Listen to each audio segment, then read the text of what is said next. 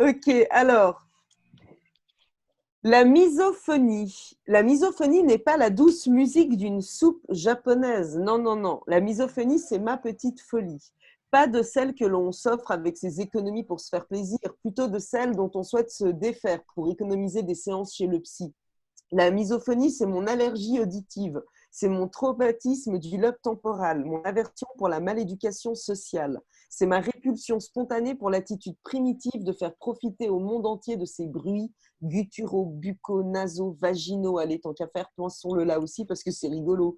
Les cliquetis de stylo, les doigts qui se prennent pour des batteurs solos dès qu'une surface plane passe sous leur empreinte.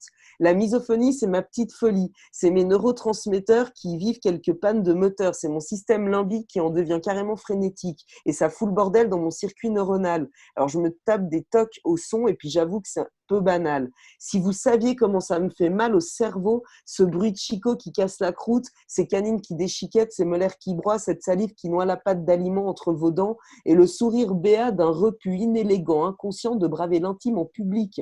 C'est vrai, personne ne se masturbe sciemment en plein restaurant. Alors comment se fait-il qu'autant d'humains partagent leur plaisir gustatif, que leur boîte buccale intime leur procure avec leurs convives ou leurs voisins? La misophonie, c'est la cacophonie dans mes pensées, la bestialité emparée de mon savoir-vivre. Me voilà fantasmant de planter l'œil du malpoli individu, de lui faire avaler en lui hurlant des insanités absurdes. Ma raison l'emporte heureusement trop souvent. Et si le bouchon de mon doigt sur l'oreille est insuffisant, mes clics et mes claques, je prends pour faire cesser l'obsession. Une torture tortueuse et imprévisible. Elle paraît bien risible, cette misophonie. Pourtant, elle est irascible. Et même le tic-tac du temps me presse parfois sur la tempe. Alors, je rêve de fuir en estampe, en silence, en moi, sur soi, pour que tout me glisse dessus. Ouh, Dis donc, en bravo. confinement, il y a vachement moins de bruit, ça doit être cool, ça. C'est tellement agréable. Et tout te glisse Non, dessus? mais vous savez que c'est une vraie, mis à part ça, c'est une réelle maladie neurobiologique. Et c'est vraiment vrai que moi, il y a des gens, carrément, je ne mange plus avec eux. C'est-à-dire, j'évite, s'ils m'invitent à manger, jamais je ne serai disponible. C'est pas possible. Parce que je sais la torture auditive que ça va me faire et je vais avoir envie de les tuer pendant tout le repas. Tu vois, mais vraiment, c'est un truc, c'est dans un train, je peux changer de wagon parce que quelqu'un mange un chewing-gum la bouche ouverte. D'accord. Et je Mais tu sais, l'entends même Malou, avec les écouteurs, mais c'est un truc de ouf. Enfin, c'est vraiment. Et les ouais, gens, tu c'est réagis 10% mal. de la population. Mais tu as 10% de la population qui, en gros, a ce truc parce qu'en fait, il n'y a pas de filtre de bruit. C'est-à-dire que tous les bruits sont au même niveau.